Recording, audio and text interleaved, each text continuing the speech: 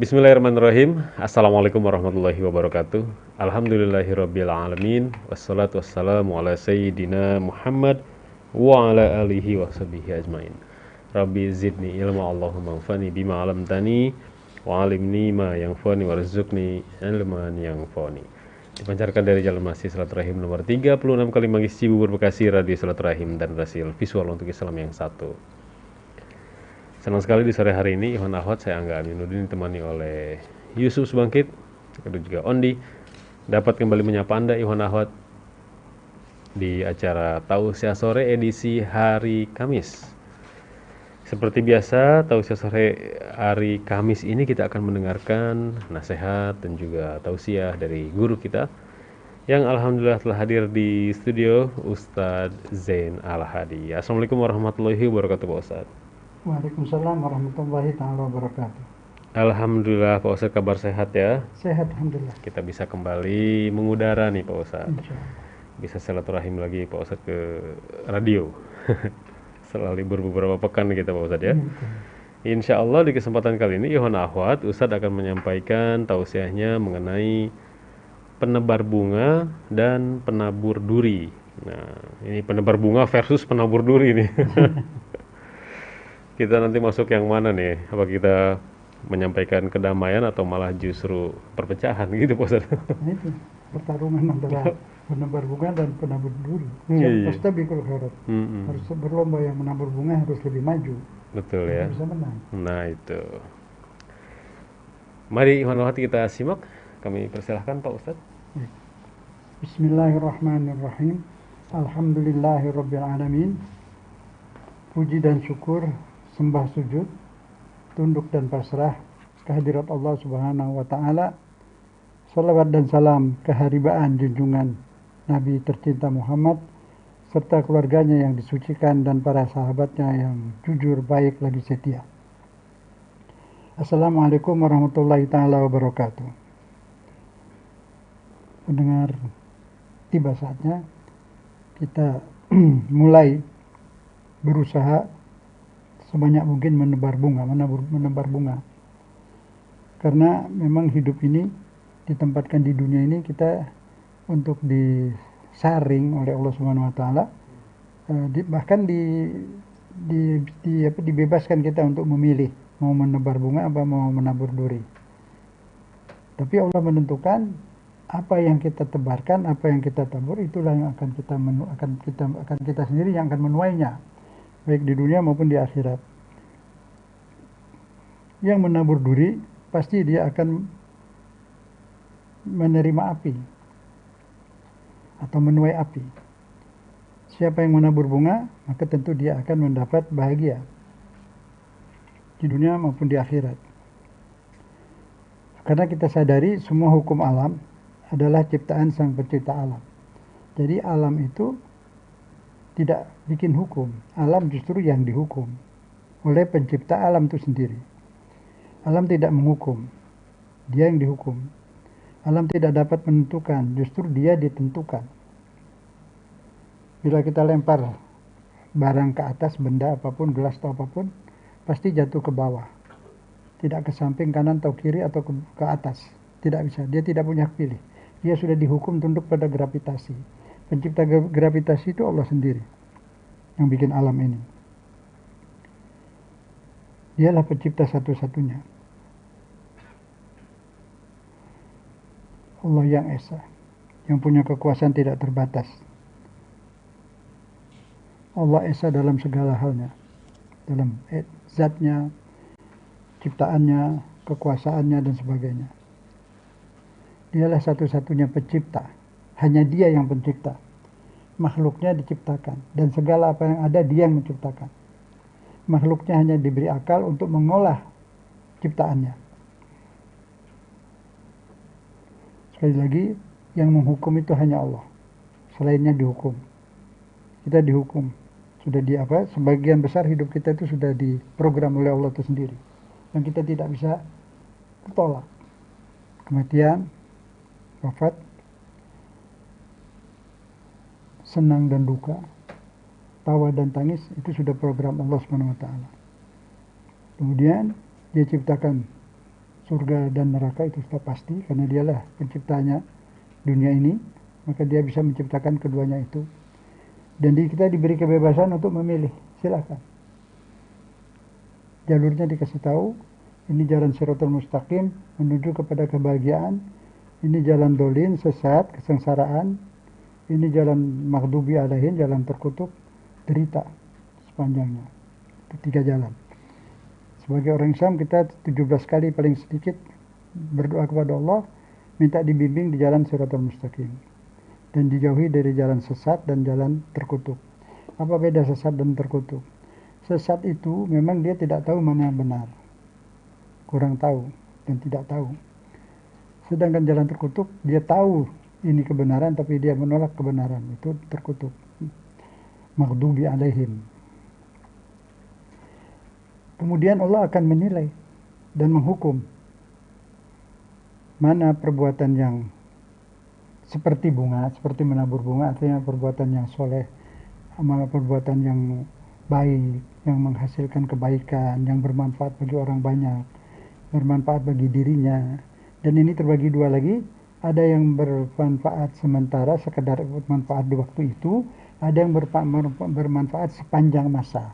Misalnya, saya berumroh, saya dapat pahala besar, tapi di waktu saya melakukan umroh itu saja. Selesai, ya sudah selesai pahalanya. Tapi kalau saya tabur ruang saya itu, seperti menabur bunga, berikan pada fakir miskin, anak yatim, dan jalan-jalan di jalan Allah, sarana-sarana dakwah, sarana-sarana kebaikan, nah itu saya sudah menabur bibit yang akan berbuah terus sepanjang masa. Itu yang disebut amal jariah. Arti jariah itu kontinu, perbuatan yang kontinu. Ada perbuatan yang kontinu tapi yang tebar duri. Orang yang membuka tempat maksiat, selama tempat maksiat itu ada dan dipakai, dia mendapat dosa terus. Atau yang mengizinkan buat maksiat atau mengizinkan pabrik atau investasi seperti itu, Homer, itu alhamdulillah nggak jadi. Itu kalau terjadi, selama pabrik itu ada, investasi itu ada, dia sudah mati, dosanya jalan terus. Itu yang namanya dosa jariah. Dia menabur duri bahaya yang buat dirinya sendiri. Segala perbuatan kita di dunia itu kembali kepada kita, tidak kembali kepada orang lain. Apa tergantung apa yang kita tabur, apa yang kita tebar. Siapa menabur angin, dia akan menuai badai. Yang menabur bunga pasti bahagia di dunia dan di akhirat karena amalnya jalan terus. Yang mengizinkan adanya judi, mungkin dia tanda tangan memberi izin itu hanya 1 menit, selesai tanda tangan.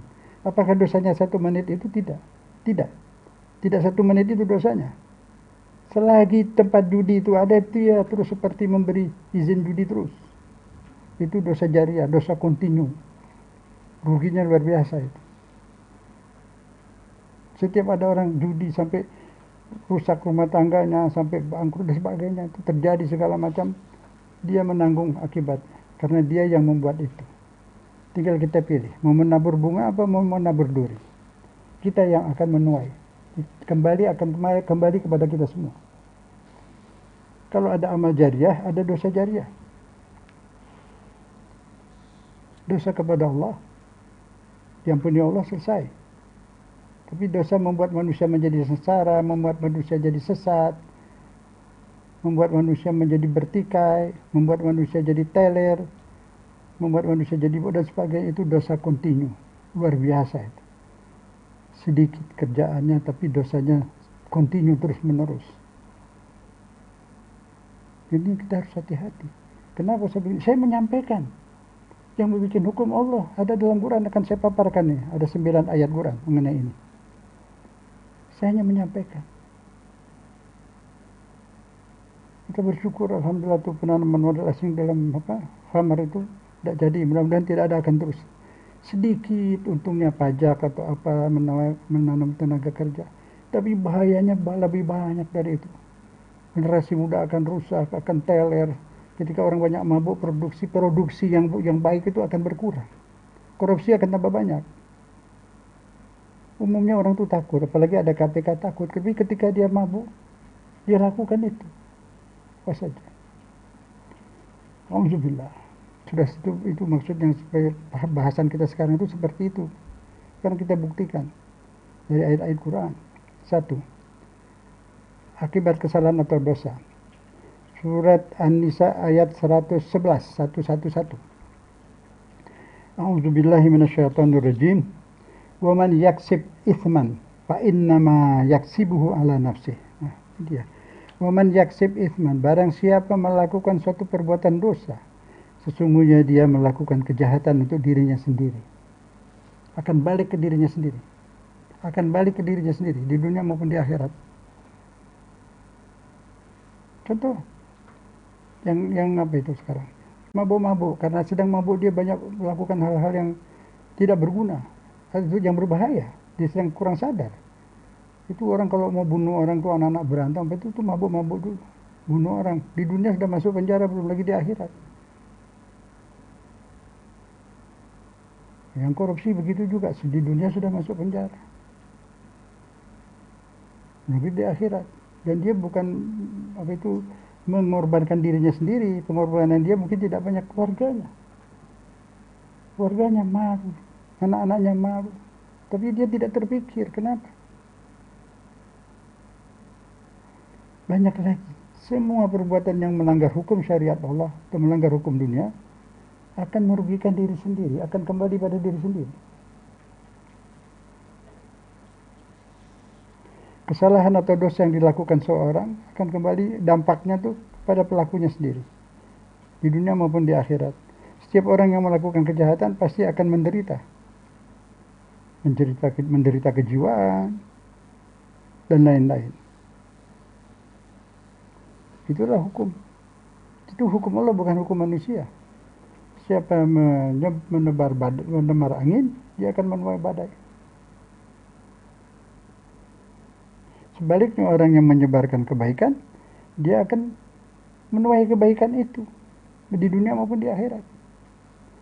Orang-orang yang sudah wafat, dia meninggalkan masjid, meninggalkan jalan raya, jalan-jalan sebagai wakaf, meninggalkan sekolah, pesantren, tempat-tempat yang berguna bagi manusia, yang bermanfaat. Sekarang dia dalam kenikmatan, menuai hasil kerjanya di dunia. Apapun. Ya, dulu ada orang bisa beli tanah wakaf untuk masjid. Satu orang 10.000 dulu, zaman dulu. 10.000, ada orang ambil berapa meter, 2 meter, 1 meter. Sekarang dia sudah meninggal. Dapat terus, setiap ada orang sholat dia dapat itu. Sampai sekarang dia di alam kubur dapat menerima itu. Bentuknya kayak apa? Saya belum tahu karena saya belum ke sana. Tapi di kitab-kitab dia dapat. Dan secara fakta memang ada seperti itu. Fakta gimana? Ya, malu mimpi, tapi saya yakin orang-orang yang meninggal itu dapat seperti itu. Dia cerita dia di sana kesenangan, rumahnya tempat tinggalnya tempat terang, dia dapat makanan ya kayak apa itu, kemilan lah, karena nggak ada badan, nggak mungkin makan pakai perut gitu, nggak, tapi nikmat. Dan di sana itu hidup seperti kita di sini, di alam barzah itu, hanya tidak punya hawa, tidak ada emosi, nafsu apa itu nggak ada. Orang yang pernah berkelahi di dunia pun di sana dia biasa-biasa, udah hilang itu semua. Rasa cemburu, rasa benci, rasa apa sudah dicabut sama Allah. Ini belum ke akhirat, masih di alam kubur sudah dicabut. Jadi orang yang beda mazhab, beda apa di dunia suka berdebat, di sana senyum-senyum itu. Makanya dari sini senyum-senyum dulu lah, nanti sih nggak ada itu. Ya, jelas itu seperti itu di alam barzah itu. Tidak ada hawa, jadi wanita pria campur. Nggak dipisahkan lagi, nanti mungkin di sana nggak tahu. Di situ sudah enggak, karena nggak ada hawa, nggak ada marah, nggak ada nafsu, nggak ada apa, alam hampa. Tapi sedih susah ada, susah bagi yang tidak ibadah, tidak beriman, susah, kayak sumpah gitu, menyesal, itu penyesalan itu ada. Tapi ya senang ada, senang walaupun hampa, tapi kesenangan ada bagi yang beriman, yang ibadah.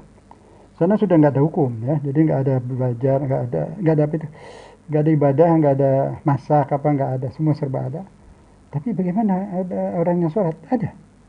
Loh kan nggak wajib. Dia jadi senang sama Allah saja, dia semau dia gitu. Nggak ada haram, nggak ada halal di sana. Jadi dia tidak bid'ah kalau dia sholat di sana. Jadi bukan dapat pahala juga, itu urusan Allah. Tapi tidak dilarang, tidak disuruh.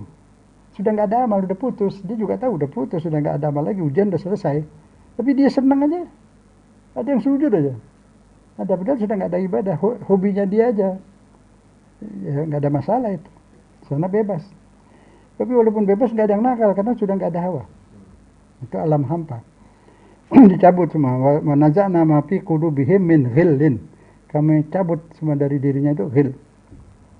Nggak ada dendam, nggak ada benci, nggak ada hawa nafsu, nggak ada apa. Seperti itu. Karena ujian sudah selesai. Nafsu dibikinkan untuk mengetes, diuji. Beriman apa tidak, kan gitu. Kemudian apa hasil daripada buah kebaikan secara dari ayat Quran? Katanya disampaikan sampai menebar apa itu di menebar kebaikan, dia akan menuainya. Menebar bunga, bunga kita simbolkan sebagai kebaikan, bunga, dia akan menuai kesenangan, kebahagiaan. Ya.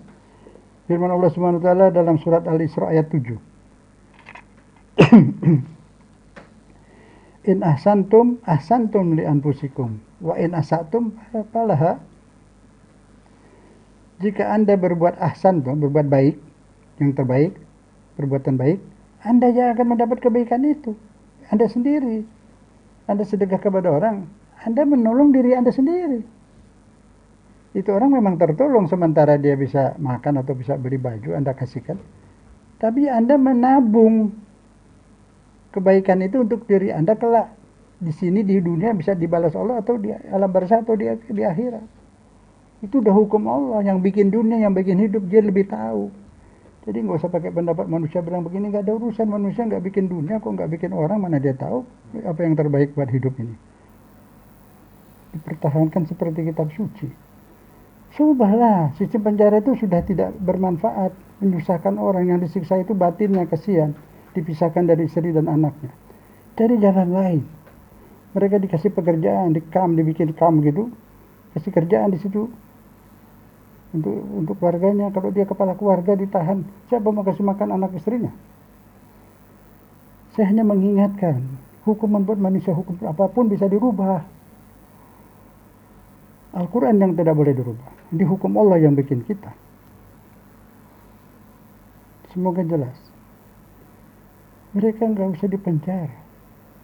Cari jalan lain supaya mereka bisa kembali jadi orang baik. Paling bagus tuh dikasih pekerjaan. Bikinlah pabrik-pabrik, apalah. Mereka ditempatkan di situ, tapi tidak dibebaskan, ada waktunya, dijaga lah gitu. Sampai tidak perlu lama-lama. Dia sadar dia jadi baik, lepaskan. Ini beban negara juga, beban biaya itu semua. Mereka juga stres luar biasa di dalam situ. Kalau yang kaya masih bisa beli makan di sana-sini, secara fakta yang miskin bertentangan dengan Pancasila itu. Beri kemanusiaan yang adil dan beradab. Situ sekarang kurang adil, kurang beradab.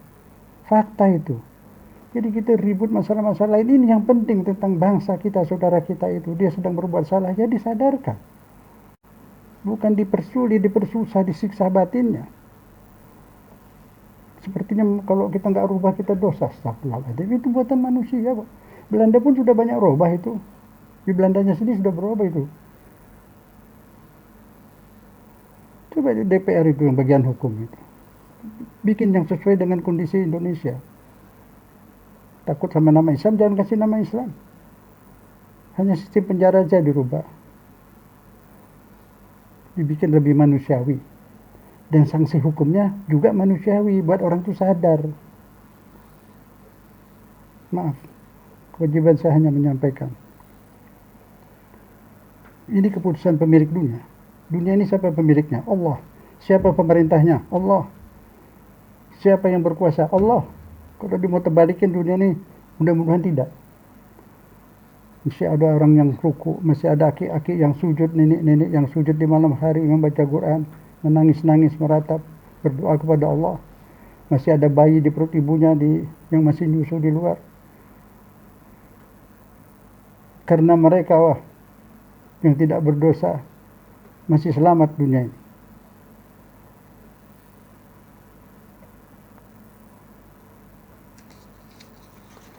Jadi kesalahan dan dosa itu tidak akan dibebankan kepada orang lain, kecuali kepada pelaku itu sendiri. Firman Allah dalam surat Al-Isra ayat 13. A'udzubillahi minasyaitonirrajim. Wala taziru waziratun wizra ukhra. Dosa orang tidak akan dibebankan kepada yang lain. Kepada siapa? Jadi di Islam tidak ada dosa warisan. Tidak ada.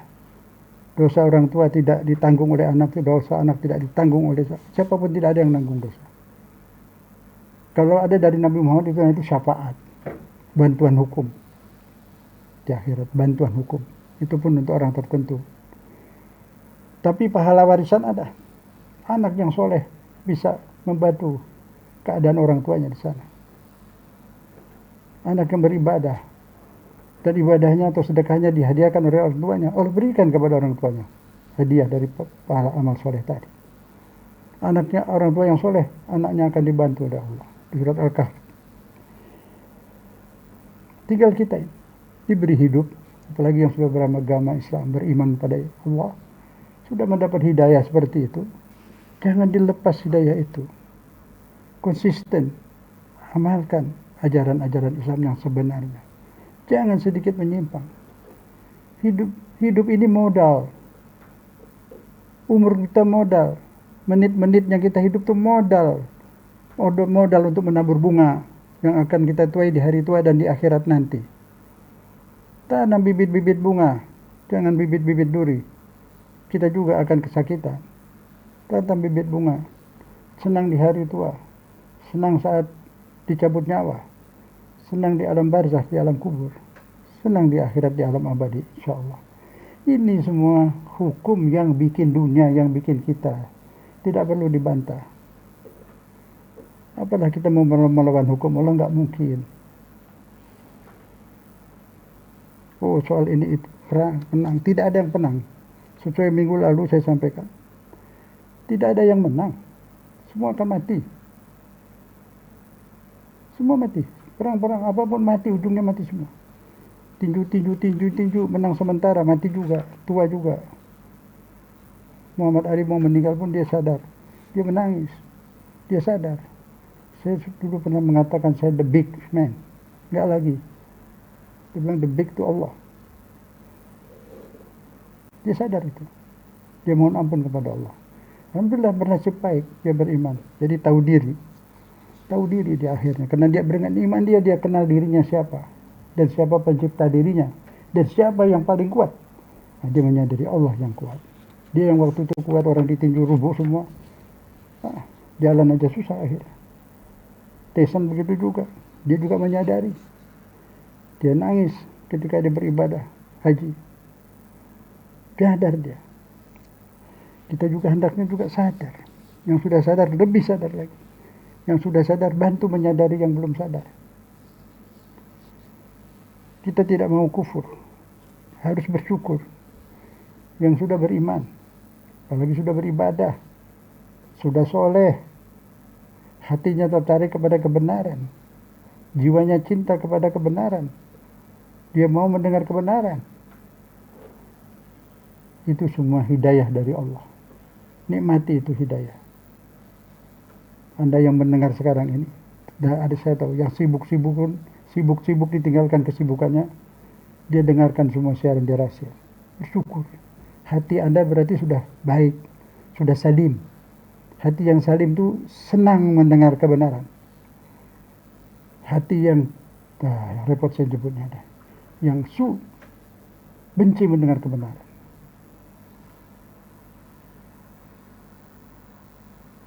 Kalaupun dia mendengarkan, dia niat mau cari kesalahan pendengarnya. Untuk disampaikan kepada orang lain dengan dengarkan tajuk itu. Astagfirullahaladzim. Mau menebar duri apa mau menebar bunga? Itu menebar duri, menebar pecah belah. Mencegah orang dari jalan Allah. Mudah-mudahan tidak ada yang seperti itu. Dulu memang pernah ada. Sekarang insya Allah sudah tidak ada lagi. Semua hati ini harus bersih. Mencinta yang benar dari manapun. Kita terikat dengan hak, dengan kebenaran. Mazhab itu bagus, ajaran Islam yang baik, tapi tidak mengikat.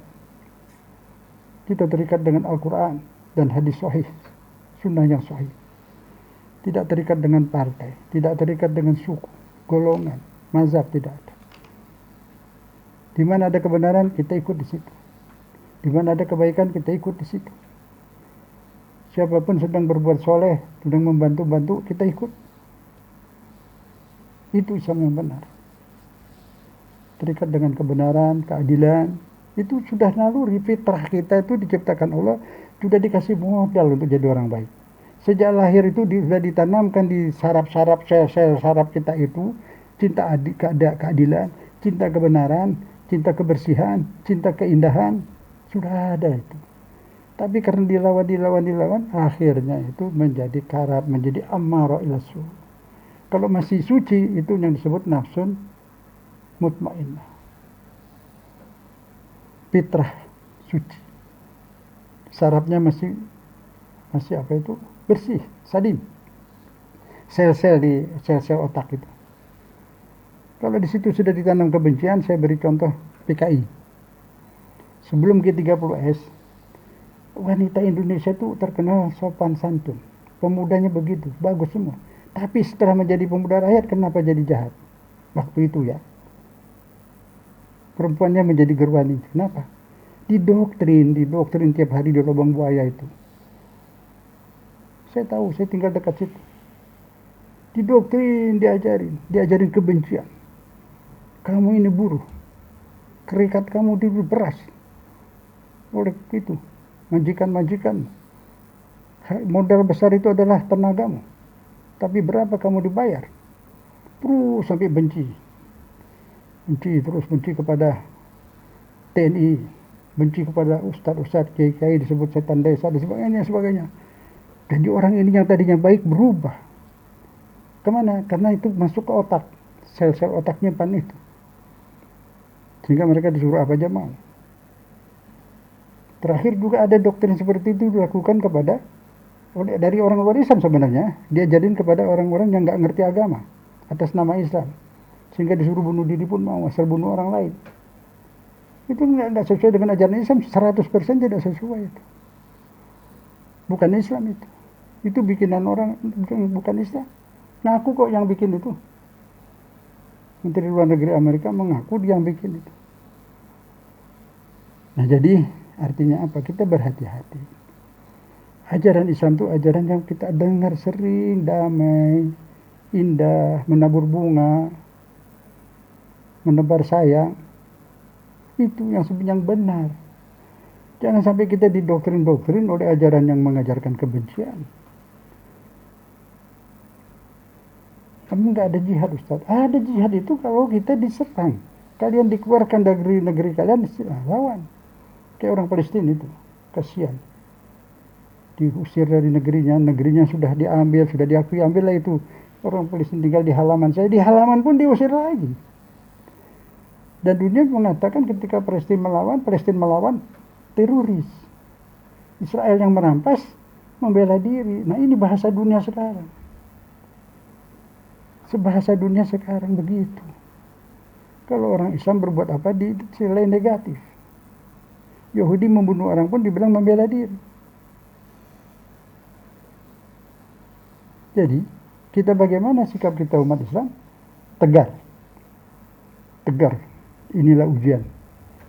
Yang Allah katakan kita harus tegar. Allah akan kirim bantuan. Sampai kapan? Sabar, ada waktunya. Kalau kita memang sudah dizolimin berlebih-lebihan, akan datang Allah kirimkan seorang pendekar yang akan membasmi kezaliman. Itu. Jadi dari sekarang tegar saja, ibadah yang baik, tetap tebar bunga, berbuat soleh terus, jangan terpancing.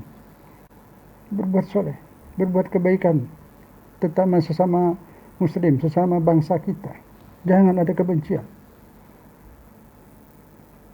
Ada waktunya. Semua akan menjadi baik. Ada dalam kitab-kitab itu. Tuhan tidak mungkin membiarkan dunia seperti ini terus. Tapi Tuhan masih memberi kita ujian. Satu, latihan kesabaran kita, latihan ketegaran kita, latihan iman. Jangan putus asa. Ada Allah. Semua orang membutuhkan backing, membutuhkan sesuatu yang dia jadikan pegangan, tempat mengadu, tempat minta tolong. Kalau Anda pindah minta tolong kepada yang lain, nah di situ Anda lulus. Sudah syirik itu. wilayah kepada Allah, kepada Rasulnya, dan kepada orang beriman. Itu pegangan. Untuk pegang ke orang lain, lihat akibatnya. Iman ujiannya iman di sini. Jadi syirik itu bukan ziarah kubur, bergantung, berwilayah kepada selain Allah, berwilayah kepada orang yang tidak beriman. Lihat di Quran banyak itu ayat. Innama waliyukumullah wa rasuluhu walladzina amanu. Wilayah kepada orang beriman, pada Allah dan kepada orang beriman, dan orang-orang yang soleh. Di Quran ada. Di Quran disebut sampai orang yang memberi sedekah sambil ruku, saking solehnya tuh lagi ruku pun memberi sedekah. Itu berwali ke sana. Bukan menggantungkan harap dan nasib berwilayah kepada orang-orang yang tidak beriman, itu yang salah.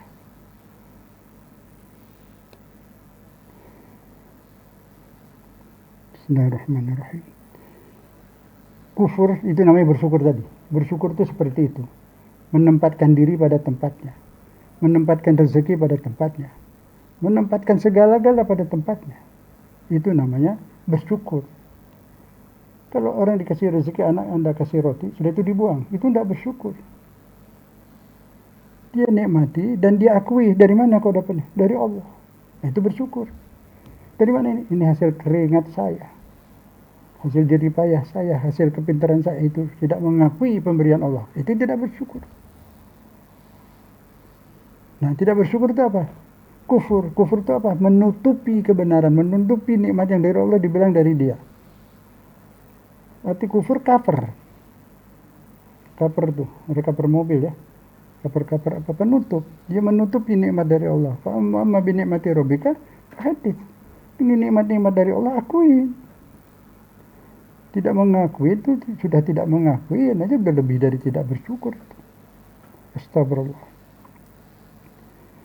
Sesungguhnya siapapun yang bersyukur dan melakukan kebaikan dengan sebaik-baiknya, maka itulah bentuk dari rasa syukur yang sebenarnya. Mengakui.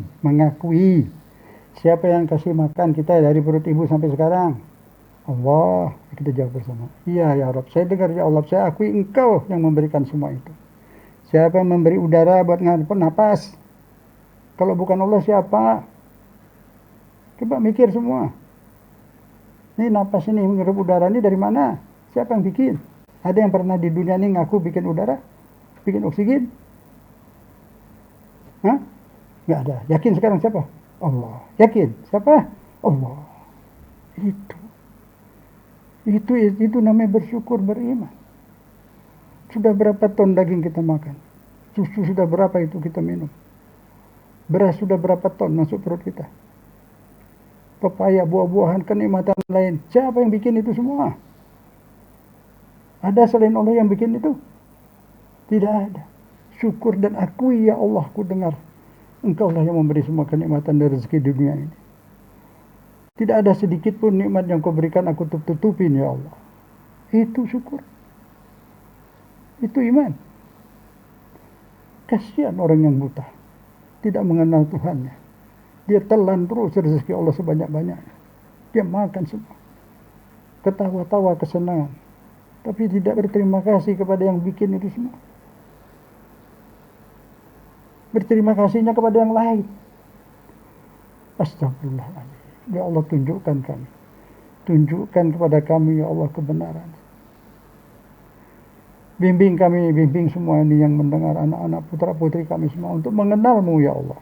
Ajari mereka untuk lebih mengenal-Mu. Beriman kepadamu dan menjadikan Engkau yang paling dicintai.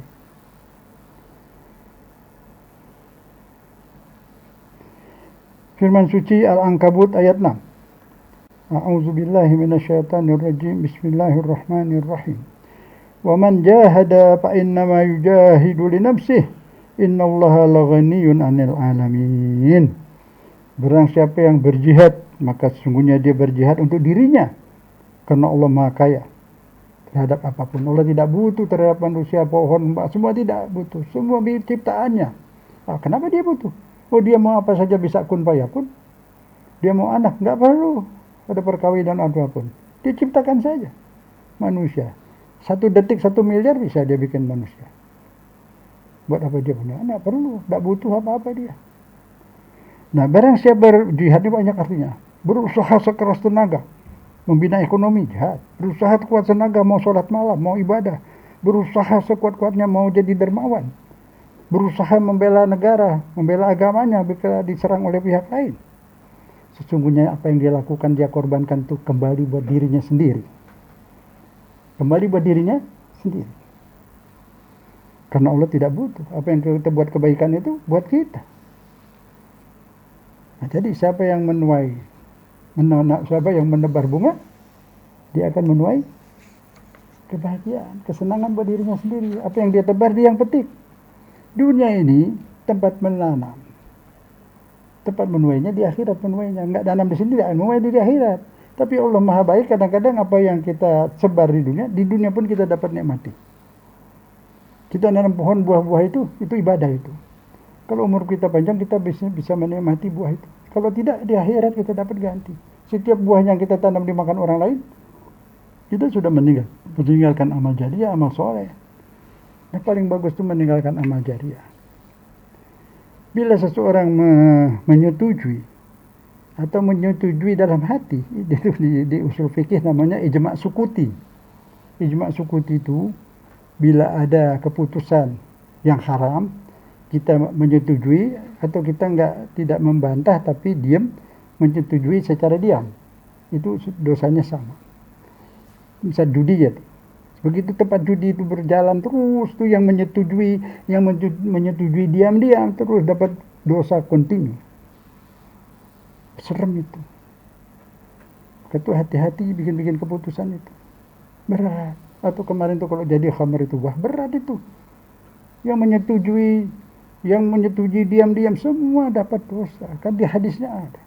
Soal khamr yang membawanya, yang membantu, yang semua kena. Kenapa? Karena itu barang itu berbahaya buat umat. Janganlah menebarkan duri. Buat manusia kasihan tuh berapa banyak orang menjadi jahat karena mabuk. Nah itu alhamdulillah tidak jadi. Alhamdulillah. Mudah-mudahan pemerintah kita terus seperti itu. Bila ada hal-hal yang sudah terlanjur dibuat peraturannya ternyata salah, ya cabut. Insya Allah jadi selamat. Ini berat ini. Di dunia juga akan dapat duri. Ya. Di akhirat juga. Alhamdulillah selamat tidak jadi itu. Mudah-mudahan bisa begitu terus. Ini bukan hanya dicatat dalam sejarah dunia. Sejarah akhirat. Sejarah dunia disebut di buku-buku di sekolah yang tahu dikit. Di akhirat dipaparkan itu, ditayangkan lebih besar dari TV kita ini. Ditayangkan itu di sana. Semua apa yang terjadi ditayangkan di sana, dipaparkan. Malulah. Apa nanti di sana baru memalu? Wah, susah. Di sini juga malu. Setelah kita sudah nggak menjabat, sejarah tertulis itu semua disebut semua. Waktu dalam kita masih menjabat, orang nggak mau, nggak berani. Maka dari itu, tidak ada pilihan lain bagi kita kecuali mensucikan diri. Nah, ini dia. Apa yang disucikan? Mandi, badan disucikan. Pakai sabun boleh, mandilah, suci luarnya. Nah, suci dalamnya lagi. Apanya dalam sucikan? Sel-sel otak itu disucikan. Sel-sel kotor itu dibersihkan, jangan diikutin lagi. Perpecahan, kebencian, itu kan ada itu kebencian itu. Aduh, susah masuk surga. Orang yang hatinya benci nggak bakal masuk. Nanti dia berantem di surga, surganya rusak. Polisi kalau masuk surga nggak dinas lagi, nggak jadi polisi, jadi orang biasa. Jadi nggak mungkin ada orang berantem lagi di sana. Jadi buanglah semua itu. Yang ngeres-ngeres itu dibersihkan. Syarat masuk surga itu bukan mazhab. Kalau aku di mazhab ini, itu kamu pasti masuk surga aja. Enggak lah. Kebersihan hati. Qalbin salim. Qalbin salim. Hati yang bebas dari dosa. Dari kebencian. Dari segala macam yang dosa itu. Firman suci surat Fatir ayat 18. A'udzubillahi minasyaitonirrajim. Wa man tazakka fa innama yatazakka li nafsihi. Siapa yang mensucikan diri, dia sendiri yang bakal untung. Pertama, kalau dirinya suci di dunia, tidurnya nyenyak, makan sedap. Kenapa? Tidak ada pikiran dendam kepada orang, tidak ada benci kepada orang, senang-senang saja. Berarti sebaliknya apa? Kalau dia menanam kebencian, hatinya penuh ketamaan, kerakusan, Dia sendiri yang susah. Di dunia, belum lagi di akhirat. Nah, itu jalan keputusan tadi, jalan keluar daripada semua itu tadi, supaya kita tidak begitu, membersihkan hati. Buang dendam, buang benci, buang syirik. Syirik itu apa? Tadi, membesarkan selain Allah. Lebih takut kepada selain Allah. Lebih mengharap kepada selain Allah. Itu syirik itu. Bukan ziarah kubur lagi. Kalau udah suci baru tinggal di hotel Allah di akhirat. Hotel bintang 1 juta. Bukan bintang 3, bintang 1 juta. Dengan segala macam ada kesenangan di sana. Sudah sering kita ceritakan. Teguran juga banyak tuh, baca aja. Bagaimana surga itu, mau tempat Anda nanti di sana. Luar biasa. Tidak ada politik, tidak ada penjara, tidak ada rumah sakit, tidak ada corona, tidak ada semua itu. Bersih. Pikiran jernih. Di surga juga penduduknya itu pikirannya bersih. Jernih, senyum saja semua. Semua assalamualaikum. Itu menempuh jalan Shiratal Mustaqim. Nah, tapi antinya apa? Yang hati tidak bagus tadi itu. Bahaya yang paling bahaya itu apa? Banyak. Yang jarang disebut apa? Kikir. Kikir itu harus diberantas dari otak kita itu. Takut miskin, mau sedekah takut miskin. Itu kan tidak punya amal jariah nanti. Hah? Amal jariah lebih tinggi daripada berapa ratus kali umroh. Umroh itu kan pahalanya waktu berbuat itu tadi sudah saya sampaikan. Tapi kalau jariah, sesuatu yang 2 meter masjid kita tinggalkan, itu selama masjid itu ada kita beramal terus. Setiap ada orang sholat itu amal kita. Setiap ada orang sholat, komisi buat kita ada itu. Di tanah, atas tanah kita itu. Amal jariah di jalan Allah. Amal jariah. Nah, itu. Wakaf boleh, wakaf itu tadi sudah sampaikan dulu. Wakaf itu, arti wakaf itu berhenti. Berhenti itu apa? Pemilik tanah ini nggak bisa dipindahkan kemana-mana lagi. Pemilik uang wakaf atau apapun wakaf tidak bisa dipindahkan. Hasilnya yang bisa dibagikan. Jadi wakaf itu diinvestasikan di bidang apa saja yang halal. Hasilnya itu yang digunakan untuk segala macam. Wakafnya itu sendiri wakaf mati. Tidak bisa dipindahkan hak. Sesuai dengan kehendak yang memberi wakaf. Ada wakaf masjid, masjidnya mau dipindahin, masjidnya dijual, boleh dipindahin. Uangnya itu semua kembalikan untuk bikin masjid lagi 100%. Wakaf orang tadi, tidak boleh dirubah. Hasilnya yang digunakan untuk segala macam. Ya. Nah, siapa mau tidak kikir, wakafkanlah segala. Punya sedikit nggak apa-apa, paku 1 di masjid nggak hilang itu. Paku 1 di madrasah, di mana saja. Di sarana-sarana dakwah. Sarana dakwah itu tinggi pahalanya. Lihat surat Fussilat 31. Tidak ada yang lebih indah selain daripada dakwah. Tidak ada lagi. Pahalanya sangat besar. Sebab itu meneruskan risalah Nabi. Wajib. Nabi sudah meninggal. Harus ada yang meneruskan. Terus yang dakwah itu siapa? Bukan yang ceramah saja. Semua kerjasama ini. Semua. Yang bersihkan rumah ini juga ikut berdakwah dia. Bersihkan tempat ini, yang ini. Semuanya itu. Dakwah itu dengan caranya masing-masing. Dakwah juga. Ya, insya Allah. Jadi jauhkan sifat kikir, berhentilah. Buang habis. Buang. Ingat. Jariah. Kalau kita berbuat baik, bersedekah dan sebagainya, itu buat diri kita sendiri. Kembali kepada kita. Buat kebahagiaan kita. Di sini, di hari tua, di alam kubur. Waktu mau meninggal. Dan di akhirat. Akan dicintai oleh Allah. Allah mencintai muhsinin, orang-orang yang berbuat baik. Tidak ada di situ Allah mencintai yang bermazhab ini, bermazhab itu. Enggak lah. Ikut Quran dan Sunnah. Boleh bermazhab, tapi jangan dijadikan agama. Itu maksud saya. Ini kan sekarang penyakitnya di situ, pecah belah itu di situ gara-garanya. Mazhab ini, mazhab itu musuh-musuhan. Kalau bersaing berlomba berbuat baik boleh pas sabiqul khairat, silahkan. Mestinya begitu. Tuh Muhammadiyah bikin rumah sakit berapa sekian. NU nggak mau kalah, bikin lagi sekian. Yang bersaing begitu boleh. Tapi sambil senyum, bukan karena benci, tidak. Berebut pas sabiqul khairat, berlomba-lomba. Ada di sana kedengaran anak yatim terlantar, rebutan, siapa duluan menyelamatkan dia. Itu namanya pasabiqul khairat. Berebut, berbuat soleh, menanam kebaikan. Mesti orang Islam sifatnya seperti itu. Jangan hanya berebut ini kursi-kursi, ini kursi itu, rebutan kecil itu. Masalah kecil itu semua. Kemudian setelah itu janji kepada Allah ditepati. Itu sudah syahadat, itu sudah janji. Janji kepada Rasulullah ditepatilah bahwa kita selamanya akan berbuat baik. Dan ketika ada kesurusakan, kesalahan-kesalahan di sekeliling kita itu, kewajiban kita menegur dengan cara yang baik, menegur. Setelah itu, tawakal pada Allah. Berdoa kepada Allah. Jika ada waktunya jihad, lain lagi. Kalau tidak, biarkan. Tawakal pada Allah. Allah akan bantu menyelesaikan. Dan dosa-dosa mereka tidak terbebankan ke kita. Dosa-dosa mereka tidak dibebankan ke kita. Ada judi di dekat kampung kita itu, kita tegur. Laporkan polisi. Kalau masih ada juga, sudah, diamkan.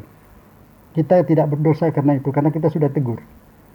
Jadi jangan sampai menyusahkan diri, nanti ditegur kemudian ditangkap, rugi. Hasil tidak ada, kan gitu. Kalau Anda mau lakukan, dia bisa berhenti dengan cara duduk di situ rame-rame, itu bisa juga. Jangan merusak. Tegur dengan cara baik. Tugas kita itu hanya menyampaikan, ini hukum Allah begini. Sudah, itu tugas kewajiban kita. Goalnya itu urusan Allah. Tegur wajib. Tapi la yadurukum man dalla idza tadaitum. Tuh. Allah firman surat Al-Maidah ayat 105. Orang yang sesat itu tidak akan memberi bahaya kepada kalian apabila kalian telah mendapat hidayah dari Allah. Kan mereka sesat, yang buka judi, buka apa itu sesat. Tegur saja, laporkan ke polisi, itu kan melanggar undang-undang juga. Nah, kalau dia nggak juga, diamkan, jangan kepancing, ya. Jangan terpancing. Sebab banyak orang-orang yang benci sama Islam memancing anak-anak Islam seperti itu. Seperti perangkap. Di perangkap kita kecebur di situ. Jangan. Pintar-pintarlah. Setan banyak bikin perangkap, bikin ranjau-ranjau. Jangan dilewati, jangan diinjak, jangan didekati. Jangan terpancing. Itu memang kelakuan orang yang non benci Islam seperti di sini. Orang yang benci Islam itu banyak. Jadi pemuda-pemuda berhati-hati, jangan terpancing. Tetap boleh ada munkar, tegur, jangan ini tegur, laporan polisi. Udah enggak, biarkan aja dulu. Nanti Allah akan kasih jalan.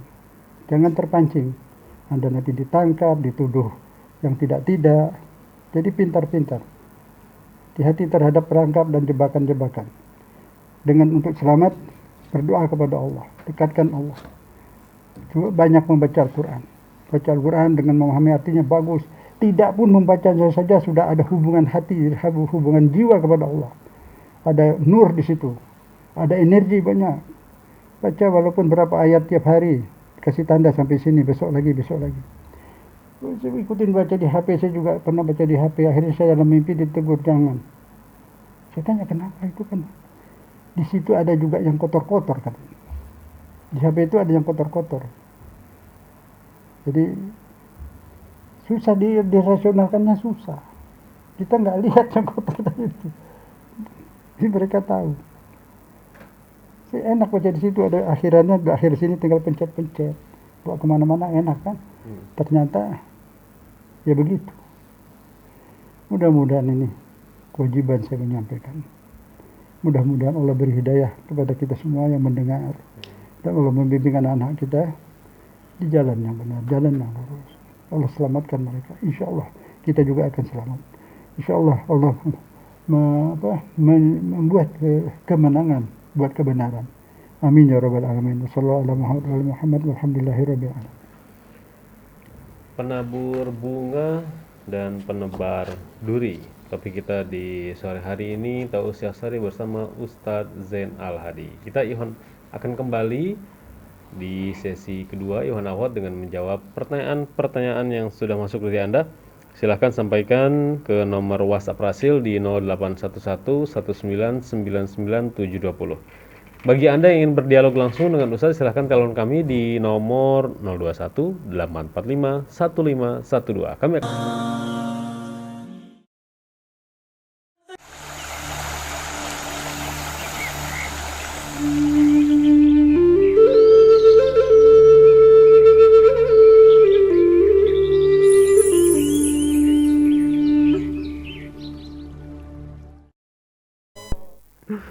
Radio Silaturahim dan Rasil Pisol untuk Islam yang satu, Ikhwan Afat yang dirahmati Allah Subhanahu wa Ta'ala. Dimanapun Anda berada yang dapat mendengarkan siaran kami, terima kasih masih bersama Rasil di acara Tausiah Sore. Ustadz Zain Al-Hadi telah menyampaikan tadi di sesi pertama mengenai penebar bunga versus penabur duri. Itu topik kita di kesempatan kali ini. Sebelum ke pertanyaan WhatsApp yang masuk, Pak Ustadz, kita sudah terhubung dengan pendengar melalui line telepon. Halo, assalamualaikum. Halo, assalamualaikum. Waalaikumsalam. Pak, bisa dengar nggak, Pak? Dari siapa di mana, Pak?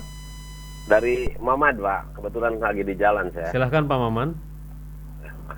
Assalamualaikum, Pak Ustadz. Waalaikumsalam. Mudah-mudahan kita sehat selalu. Alhamdulillah.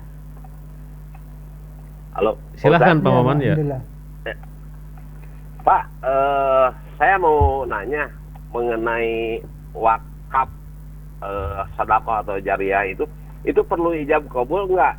Dan kalau seandainya gini, kita kan sering lewat yang perlu ijab kabul nggak gitu? Ya. Kalau untuk wakaf gitu ya terutama. Ya. Bisa dengar nggak, Pak? Iya dengar. Iya, baik. Dengar. Nah. Nah, Itu saja, Pak. Kan kita sering ketemu kalau di jalan kan ada pembangunan masjid atau apa. Ya, yang Ya, sekilas artinya gitu kita, ya. mau nitip semen, sesak 2 sak aja. Tapi kita kan nggak apa-apa, cuma nitip aja. Cukup begitu aja atau harus Ijab ada ijab qabul. kabul, Pak Ustadz? Ya, Mungkin itu aja yang ditanyakan, Pak Ustadz. baik. Baik, Pak Maman. Oke, terima kasih. Bismillahirrahmanirrahim. Assalamualaikum. Waalaikumsalam. Ijab kabul itu dalam semua perikatan asalnya tujuannya itu ridho. Jadi karena ridho ada di dalam hati, dibuktikan bahwa dia ridho dengan ijab kabul. Itu baik perkawinan yang paling hati-hati itu. Kedua-duanya memang ridho, tidak dipaksa, ijab kabul. Saya nikahkan kamu, saya terima, oke. Nah dulu juga orang jual beli barang ijab kabul. Saya beli rumahnya, yang satu bilang saya terima bayarannya uang. Jalan sudah, nggak pakai surat. Zaman dulu, sekarang nggak bisa, masih pakai surat. Jadi tujuan ijab kabul itu hanya menunjukkan keridoan. Jadi bukan masalah kalau dalam seperti ini Bapak ya enggak, cukup Bapak di hati memang ikhlas ya udah. Tapi kalau misalnya panitia bilang mau kasih tanda terima ya boleh aja. Tapi Bapak nggak minta, kalau Bapak kan lillahi ta'ala udah ngomong udah ya kan. Kalau dia mau kasih tanda terima nggak apa-apa, itu ijab kabul. Tapi mengucapkan boleh, saya serahkan Pak ini semen amanat dari saya. Dia bilang ya saya terima amanatnya, boleh juga. Bebas lah, yang penting ikhlas. Kalau enggak apa-apa. Kecuali yang penting-penting itu harus ada tertulis lah apapun untuk kebaikan. Panitia juga untuk pembukuannya teratur gitu. Boleh semua itu. Yang penting saling ridhonya itu, tujuannya situ ikhlas. Insya Allah seperti itu bisa terjawab. Nah, Jadi jual beli barang sekarang mesti pakai surat, mobil pakai BPKB-nya itu menunjukkan itu namanya ijab kabul. Jadi boleh pakai suara, orang gagu nggak bisa bicara, ijab kabulnya pakai isyarat. Gitu ya, jelas ya insya Allah. inti ijab kabul itu apa, Pak Ustadz? Membuktikan- Itu bisa untuk transaksi apa saja sebenarnya? Semua transaksi. Semua transaksi. Membuktikan bahwa saya ikhlas ridho, tidak dipaksa. Kan perlu di dalam suatu akte-akte apapun dibahas. Ini dalam keadaan sadar tanpa ada paksaan dari manapun. Iya. Itu maksudnya. Menyatakan ridho saja, membuktikan ridho. Kalau zaman dulu begitu, saya nikah kamu, udah nggak ada surat nikah, nggak apa. Yang penting ridho ya. Ridho saja. Rumah juga begitu. Jadi bukti karena sekarang perlu dibuktikan ridho itu. Makanya adanya surat-surat, akte-akte. Kalau ada sesuatu yang perlu dicatat, contohnya kan kayaknya kalau hutang tuh kayaknya harus dicatat gitu. Oh iya, Itu ada di untuk Quran. ijab kabul juga. Ya, makanya disebut di Quran wal yaktub katibun bil adli. Hendaklah dicatat oleh katib bil adli. Katib bil adli ini notaris. Iya, iya. Oke. Dia harus disumpah dia. Dia jujur, harus jujur, adil. Jadi saksi, dia notaris itu saksi. Mencatat, tertulis. Gitu. Jadi ada di Quran itu soal notaris itu wal yaktub katibun bil adli zaman dulu sudah. Ada pergi utang piutang, harus ada saksi. Harus ada catat. Itu benar. Saksi, catat. Itu ukuran dari zaman dulu udah seperti itu. Hanya pemahaman dibedakan dari zaman ke zaman. Jadi ijab kabul di zaman Imam Syafi'i Maliki Hambali itu barang-barang yang berharga harus pakai ijab kabul. Kalau barang tidak berharga di kitab sih contohnya itu biji kurma, bibitnya biji kurma.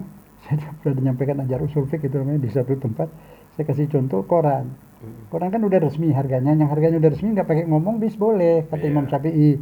Taruh uang, ambil korannya jalan. Kayaknya protes mas saya, bukan koran Ustaz, ini bibit kurma di kitab. Nah itu contoh, dia terpaku dengan itu kan zaman berubah. Nah dulu zaman imam-imam itu jual tanah, jual rumah, saya terima rumahnya, saya terima uangnya sudah. Tapi orang kan dulu nggak ada yang nuntut balik. Nah kalau sekarang kayak gitu gimana? Jaga-jaga. Nah, itulah berubah, fikih bisa berubah Iya, iya. sesuai dengan keadaan zaman. Tujuannya, ridhonya nggak boleh dirubah. Harus saling ridho. Itu tujuan ada di Quran. Fikih membuat sarana-sarana untuk mengamalkan Al-Quran. Tapi karena sarana ini berubah dengan perubahan zaman, jadi maqasiduddin la yataghayyar. Tujuan agama ridho tadi tujuan, tidak berubah. Wa innamal wasail, tapi wasilah-wasilahnya, sarana-sarana untuk menjalankan hukum Al-Quran tadi, sarananya boleh berubah. Ya. Kita ke pertanyaan selanjutnya Pak Ustadz. Ini WhatsApp yang sudah masuk dari Ibu Ima di Bekasi. Assalamualaikum warahmatullahi wabarakatuh. Terima kasih Pak Ustadz tausiahnya. Saat ini Pak Ustadz, dunia dakwah ya alhamdulillah bisa mengikuti pengajian di mana-mana walaupun sekarang dengan online. Bagaimana Pak Ustadz menghadapi orang yang sering berkomentar atau mengomentari Ustadz?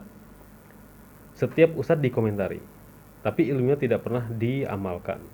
Berkomentar apa saja, dari mulai penilaian, kritik, dan lain-lain. Mohon nasihatnya, terima kasih. Bismillahirrahmanirrahim. Menghadapi orang seperti ini, diam saja. Kalau bisa ingat baik ingat boleh. Kalau dia tidak mau ya sudah biarkan saja. Tidak apa-apa, nggak ada yang dirugikan dan dirinya sendiri yang rugi. Jadi Ustadz ya dakwah aja terus. Itu Ustadz pasti senang ya. Ustadz udah siap untuk lebih dari itu. Jadi apa risiko itu memang sudah ada, nggak apa-apa. Tapi kalau dia memang kritik membangun baik nggak apa-apa. Dia bisa sampaikan lewat apa ini pertanyaan saya sekarang tuh. Kalau saya sebut namanya dia bisa apa itu WA. Kasih koreksi Nah, gitu ya. insya Allah kalau memang kita ada salah dokumen bisa kita rubah ya. Terima kasih malah. Tidak masalah itu. Tapi kalau dia hanya humor di luar juga, kesian dianya. Iya. Kesian dianya. Jadi nanti dibilang aja ke dia, ini nih ada WA aja kasih tahu Ustaz, mudah-mudahan Ustaz bisa berubah. Kan begitu. Mungkin kadang-kadang ini menghadapi teman yang seperti itu, semua Ustadz dikomentari, tapi dia nggak ngamalin gitu ilmunya. Nah, itu dia mungkin mesti di televisi juga ada komentar-komentar ahli apa namanya itu? Komentator. Komentator. Iya, iya. Komentator bola jarang main bola. Jagonya komen aja. Mungkin main juga nggak bisa ya. Iya, iya. Nah itu dia. Jadi artinya di mana hidup dunia ada seperti itu ya sudah itu dimaafkan saja nggak apa-apa. Mungkin dia punya niat baik juga tapi tidak kesampaian ya. Kita kan nggak tahu mungkin seperti itu dia pengen supaya ustadz ini lebih baik lagi lagi. Kan kalau disampaikan langsung lebih baik. Kemungkinan niat dia seperti itu. Jadi kalau ustadznya yang sering kalau ini contoh ya, ustadz kalau sering dikomentari sama orang tuh gimana Ustadz? Siapa saya? Iya. Saya lihat kalau memang apa yang dikomentari benar, saya rubah. Kalau yang dikomentari nggak benar, ya semoga Allah mengampuni dia. Iya. Dan saya sudah memaafkan, nggak apa-apa. Baik pemirsa Rasil channel YouTube Rasil TV ini ya, ada Pak Triyono, Pak Muhammad, dan juga ada Bu Sukaina Az-Zahra. Terima kasih Pak Ustadz, semoga selalu sehat dan juga panjang umur. Ada juga dari Diga AP, Pak Ustadz semoga selalu sehat. Ada juga Putra Sentana, Pak Ustadz panjang umur dan sehat selalu. Mohon doanya nih Pak Ustadz, kasih pencerahan bagaimana supaya saya ini bisa keluar dari riba Pak Ustadz, dari Putra Santana. Ini pihak yang minjam apa yang dipinjami? Ya pokoknya dia terjerat riba lah Ustadz. Oh, kalau terjerat berarti Iya. minjam. Ya. Insya Allah Allah beri rezeki untuk bisa membayarnya. Tinggal lihat itu meminjamnya dari pihak mana. Kalau dari pihak bank resmi, ya dibayarlah semuanya. Tapi bisa minta surat keringanan karena tidak bisa gitu, bunganya jangan gitu. Kalau di pihak luar yang tidak sah itu ya kasih pokoknya aja kembalikan, dia bunga juga jangan dibayar. Kalau dia ilegal ya, dia nggak bisa nuntut kalau ilegal. Kalau yang legal minta keringanan bisa itu. Keringanan. Jadi semoga Allah, Anda punya niat baik, insya Allah Allah buka jalan untuk bisa melunasinya. Allah beri rezeki insya Allah. Dan dengan niat tidak akan mengulang lagi insya Allah. Karena itu kalau salah ya tetap salah ya, dosa. Jadi mudah-mudahanlah Allah memberi jalan keluar Anda. Insya Allah keinginan Anda itu dikabulkan Allah. Bisa melunasinya dengan baik. Jadi riba itu memang tetap haram, kecuali yang rumah susun yang murah ini, itu bantuan, ada bantuan, ada banyak keringanan di situ. Itu dibolehkan lah. Bunganya juga nggak banyak, dibantu lagi ya. Itu nggak ada pemerasan, sebab ilah di usul fikih itu disebut ilah. Hukum itu ada ilahnya, motivasinya, sebabnya. Riba ini ada pemerasan. Kalau pinjam itu bunganya sekian, itu kan berat. Kalau dagangnya untung, dia udah perhitungkan akan untung, tapi ada kejadian alam yang nggak diduga, ya kan? Banyak banjir mendadak, ada ini mendadak, habis kan. Jadi janganlah seperti itu. Insya Allah minta rezeki pada Allah dengan modal yang ada, itu berkah, dengan berkah. Jangan yang mencampuri dengan yang haram-haram seperti itu. Mudah-mudahan Allah beri rezeki kepada Bapak, insya Allah padanya Allah beri rezeki, itu terbuka jalan untuk bisa melunasi itu dan berusaha terus dengan baik. InsyaAllah. Baik. Selanjutnya ini ada Muhammad Hasan di Tangerang. Assalamualaikum warahmatullahi wabarakatuh. Pak Ustadz yang dirahmati Allah Subhanahu wa Ta'ala, mengenai orang penebar duri tadi Pak Ustadz yang selalu mengganggu, contohnya dalam dakwah, itu dosanya bagaimana Pak Ustadz? Lalu bagaimana juga ganjaran Allah bagi orang yang selalu menebar kebaikan? Terima kasih. Bismillahirrahmanirrahim. Yang menebar kebaikan itu akan kembali ke dirinya sendiri. Dia akan menikmati dari kebaikan yang dia buat di dunia maupun di akhirat. Sebaliknya yang mencegah kebaikan, menghasut dan sebagainya, dia akan menerima juga di dunia maupun di akhirat. Di dunia akan dapat. Sudah banyak bukti. Ya kita nggak bisa sebut satu persatu. Banyak buktinya. Yang mencegah jalan Allah, mencegah jalan Allah itu orang dakwah, karena beda mazhab, beda apa, dia cegah, aduh dosanya berat. Sebab umat Islam ini, ustaz-ustaz Islam ini, apapun mazhabnya di dunia, di Indonesia ini apa di luar, tidak keluar dari jalan Allah. Semuanya dakwahnya kepada Allah. Nah, orang per orang kita nggak tahu, ada yang jalan di Allah, ada yang dibayar suruh mengafirkan mazhab lain, ada juga itu 1-2 kan. Nah, itu yang jelas salah kan. Karena dia disuruh mengafirkan lawannya, dikafirkan. Itu dia sudah bukan dakwah ilallah, dakwah kepada kebencian. Nah, oleh karena itu jumlahnya sedikit, sekarang sudah hampir nggak ada. Makanya ceramahnya juga lain, mengkafirkan ini, mengkafirkan itu. Apa gunanya sih ngafir-ngafirin? Karena orang sudah mati pun dikafirin. Jadi itu jarang tidak ada. Umumnya yang lain ini, apapun ormas kita lihat itu semuanya dakwahnya kepada Allah, ngajak kepada Allah. Jadi tidak perlu dicegat. Kalau ada yang mencegat itu, mencegahnya itu berat, dosanya sangat berat. Sangat berat itu. Allah marah betul. So, ini orang ngajak kepada Allah. Nah, ini ada seorang ustaz. Dia dapat tugas untuk melihat ada bantuan masjid, minta bantu masjid. Yang membangun masjid ini mengkafirkan itu ustaz. Tapi ustaz itu dibantu itu orang bangun masjid. Ditanya orang-orang lain, kenapa bantu? Dia kan ngafirkan. Dia bikin masjid. Kalau saya halangi, saya dapat dosa besar. Oh, dia ngafir, itu urusan dia sama saya. Saya sudah maafkan, tidak masalah. Sebab dia juga nggak sengaja. Saya tahu bukan dari hatinya itu. Karena dia dengar salah paham dari orang lain. Dianya baik. Itu begitu, nggak ada masalah. Itu begitu cara sikap Islam terhadap sesama Muslim. Seharusnya begitu. Berpersangka baik. Curiga pada orang PKI. Karena sudah terbukti PKI itu benci Islam. Terus dan kalau sesama Muslim, semua ormas yang ada, semuanya nggak keluar dari jalur Islam, semuanya dakwahnya ngajak orang kepada Allah. Nah, jadi tidak boleh sesama Islam itu mencegat jalan dakwah, jalan yang benar. Mudah-mudahan Allah beri hidayah, kita bisa mengamalkannya. Amin.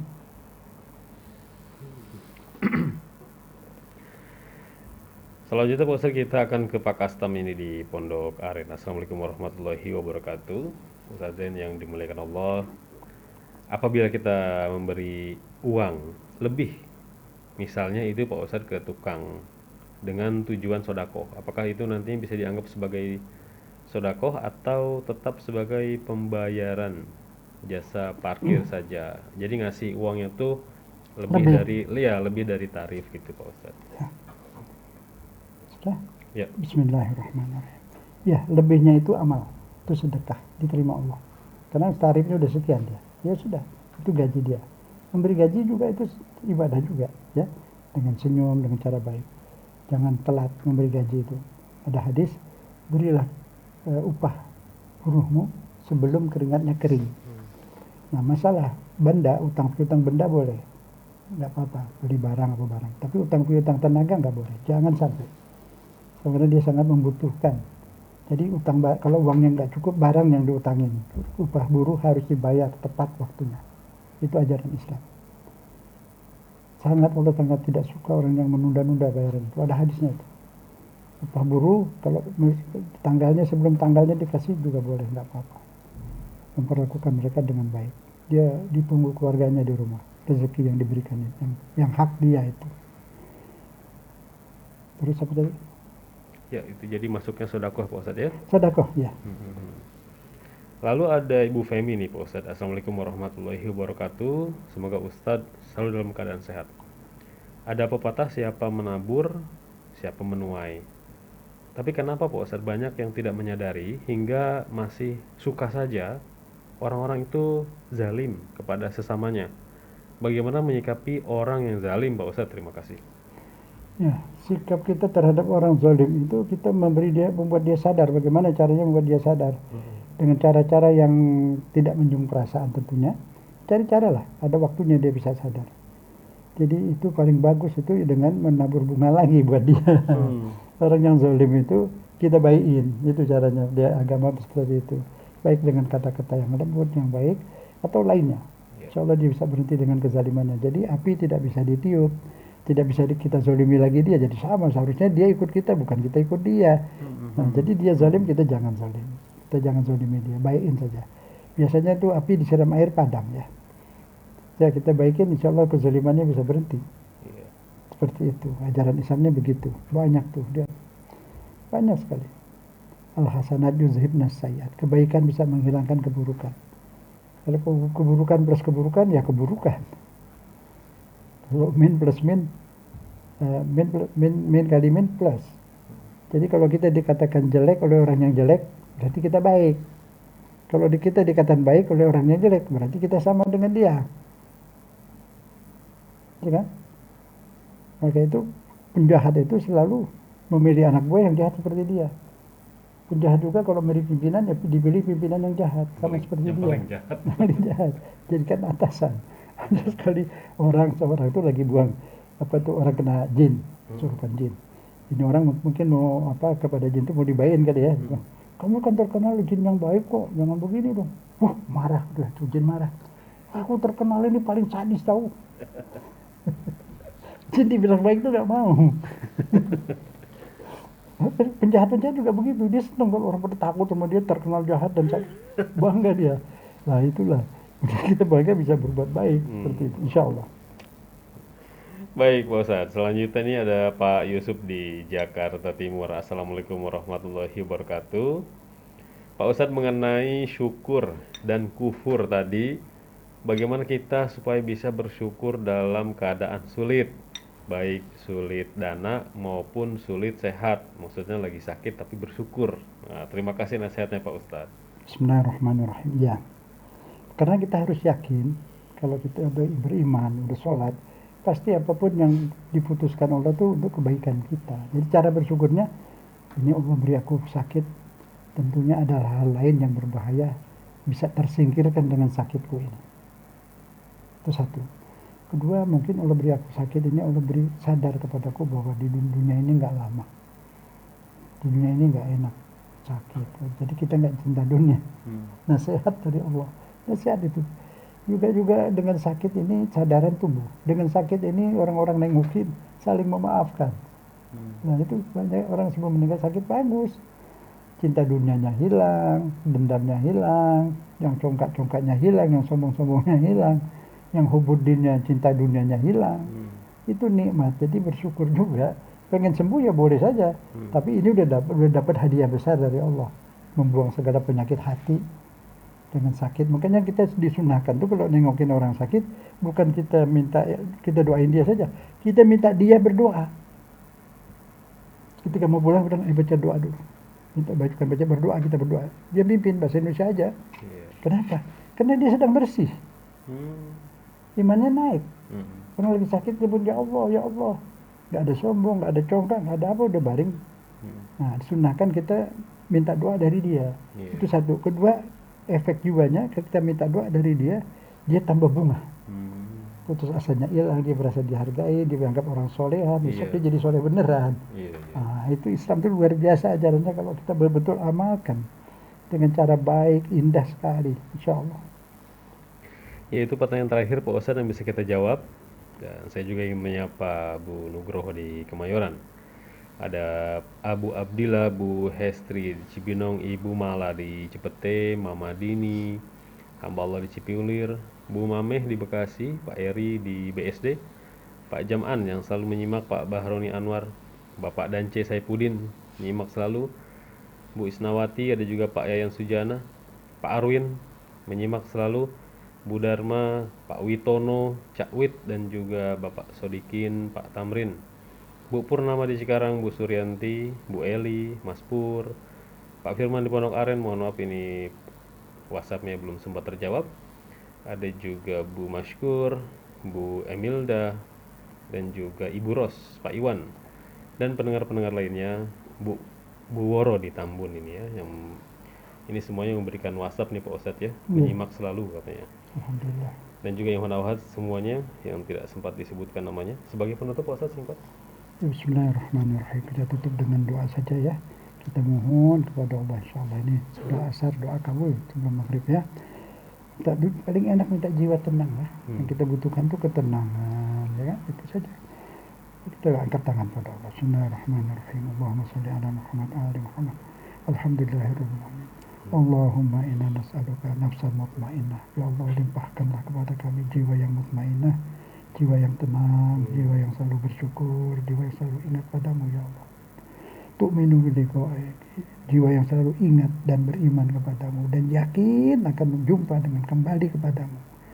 Wa tarda biqada'ik, jiwa yang selalu ridho apapun yang kau berikan, berapakah apakah, diberi sehat, diberi ujian, diberi cobaan, tetap ridho atas segala keputusan Allah.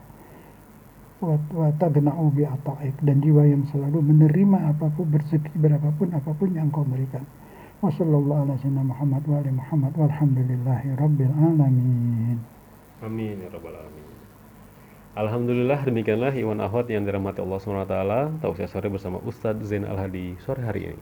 Semoga apa yang beliau sampaikan bermanfaat bagi kita semua. Mohon maaf atas segala kesalahan kata.